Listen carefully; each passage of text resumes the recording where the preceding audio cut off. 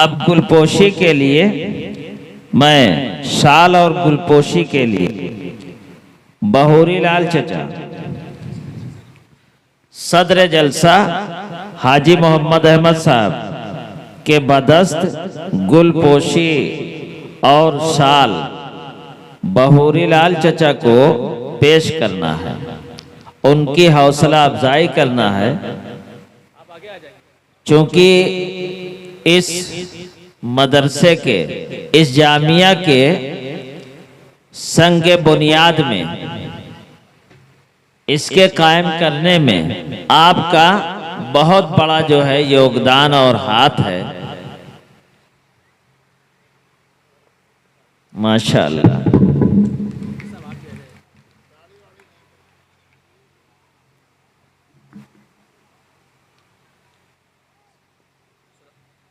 और अब 5 मिनट जो है आप तकरीर आप भी गुलपोशी कर दें भाई। हाँ, आप कहना चाहें अपने तासुरात कहिए, आप क्या कहना चाहते हैं, क्या संदेश देना चाहते हैं? लंबोदर नमस्तुभ्यं सतकम मोदक प्रिय निर्विघ्नं कुरु मे देव सर्वकार्येषु सर्वदा। आज के समारोह के मुख्य अतिथि अध्यक्ष और यहाँ पधारे हुए समस्त विद्वद्जन, मैं स्वर्गीय हाजी रज्जब अली साहब का बहुत कृतज्ञ हूँ कि जब वो इस विद्यालय की बुनियाद रख रहे थे तो उन्होंने मुझे आमंत्रित किया और मैं उनके आमंत्रण पर यहाँ पहुँचा। जो भी उस समय की रस्म रिवाज थी उसके मुताबिक जैसा मुझे बताया गया, मैंने उसमें जो कुछ भी सहयोग किया उसके लिए मैं, यद्यपि वो अब हमारे बीच में नहीं है, फिर भी उनका सतत स्मरण, वो मेरे पैतृक संबंधियों में जैसे थे, यद्यपि हमारा उनका धर्म अलग अलग था, फिर भी आत्मीयता हमारी उनके परिवार के साथ पहले से बनी थी। उनके पिता मरहूम इद्दू मामा और मामी, हम अपनी पिता की ननिहाल में हैं, उस रिश्ते से वो मेरी माँ को बहन मानते थे और वही रिश्ता बदस्तूर उन तीनों भाइयों में कायम था।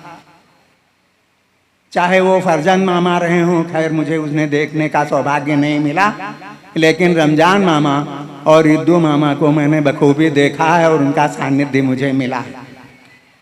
उनके तीनों भाई, हाजी साहब यूसुफ भाई जो अभी हमारे बीच में मौजूद हैं, जमाल भाई जो अब स्वर्गीय हो चुके हैं, और हाजी रज्जब अली साहब जिन्होंने इस विद्यालय की नींव रखी और हमारे बीच में नहीं है।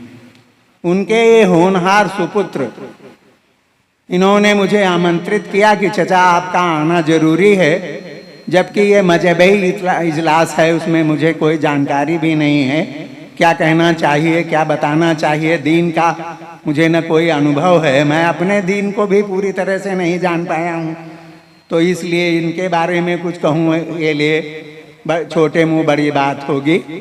तो मुझे नहीं मालूम है इस बारे में, लेकिन ये विद्यालय की नींव रखने में मौका देने के लिए मैं आज भी अपने पूरे अंतःकरण से भैया हाजी मरहूम रज्जब अली साहब का बहुत ही शुक्रगुजार हूँ कि उन्होंने मौका दिया और जिसके कारण आज स्टेज पर आज इस दीनी इजलास में मुझे बोलने का मौका दिया जा रहा है। तो उनके ये होनहार सुपुत्र बखूबी उनका नाम रोशन कर रहे हैं। आज 16 बच्चे यहाँ से हाफिज कुरान बनकर निकल रहे हैं। मैं उनके उज्जवल भविष्य की कामना करता हूँ कि समाज में वो अपनी एक ऐसी छाप छोड़ें जिससे समाज को उनके द्वारा कुछ मिल सके। ऐसे तो तमाम लोग डिग्रियां लिए फिर रहे हैं और नौकरी की तलाश में चप्पलें घिस रहे हैं, लेकिन उनसे समाज को कुछ नहीं मिल पा रहा। यदि हम समाज को कुछ नहीं दे सकते हैं तो समाज के अंग बनने से हमें क्या फायदा है। हमारे रामचरितमानस में गोस्वामी जी ने लिखा है, बयर न कर काहू सन कोई, राम प्रताप विषमता खोई। लेकिन आज का समाज क्या कर रहा है, हम अपने पड़ोसी को देखकर जल भुन रहे हैं। वो अगर सुख से खा रहा है तो हमको तकलीफ है, हमारे पेट में दर्द पैदा हो रहा है।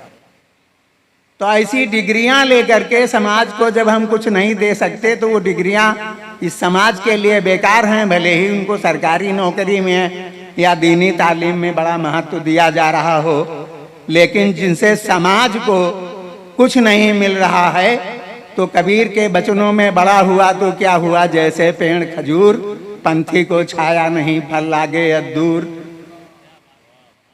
तो ऐसी स्थिति में इन डिग्रियों के पुलिंदों को लेकर के घूमने वाले नौजवानों, अगर मेरी बात से आप इत्तेफाक रखते हैं तो जो मौका मिले तो समाज के लिए कुछ कर जाइए। आज मुझे ये कहते हुए अत्यंत गर्व का अनुभव हो रहा है कि अगर उस दिन इसके विद्यालय के शिलान्यास में रज्जब भैया ने मुझे नहीं बुलाया होता तो आज मुझे इस स्टेज पर बुलाने की आवश्यकता उनके बच्चों को नहीं होती। तो आप आए हैं इस दुनिया में तो कुछ कर जाइए, तभी आपका नाम रहेगा, समाज सदैव जिंदा रहेगा। हम रहें या न रहें, ये धरा रहेगी, ये समाज रहेगा, ये सूरज चांद सितारे रहेंगे। मेरे रहने न रहने का कोई फर्क नहीं होगा। मेरी जगह मेरी औलाद संभाल लेगी, मेरी जायदाद के वारिस बन जाएंगे। लेकिन अगर समाज में मेरा कोई स्थान नहीं है तो इस मेरे जैसे तमाम लोग आए दिन मरते रहते हैं, जिनका नाम लेवा उनके घर में ही कोई नहीं होता। तो मैं अपनी तरफ से, अपने अंतर्मन से आज के इस उपाधि वितरण समारोह में जिन लोगों ने हाफिजे कुरान की डिग्री पाई है, उनको बहुत बहुत मुबारकबाद देते हुए उनके भावी जीवन की शुभकामनाएं देता हूं। और ऐसा भव्य आयोजन करने वाले अपने भतीजों को बहुत बहुत साधुवाद देता हूं। और आप लोग इस समय पर पधारे हैं, इस बंसुरुआ की धरती को आपके आगमन से जो गौरव मिला है उसके लिए आप सब बधाई के पात्र हैं। और इस विद्यालय को मैं अपनी शुभकामनाएं अर्पित करता हूं कि यह विद्यालय दिन दूनी रात चौगुनी उन्नत करता हुआ अपने भविष्य के पथ पर सदैव अग्रसर रहे। इसी के साथ मैं अपनी बात समाप्त करता हूं। धन्यवाद।